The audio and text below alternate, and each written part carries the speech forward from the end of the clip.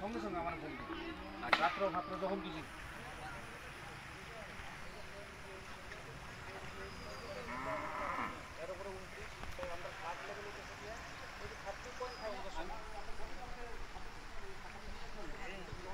ওই নদীর দিকে জল যায় না তো, এটা জল আমাদের অবজারভেশন আয়ে সঙ্গে সঙ্গে আমার কল করবেন।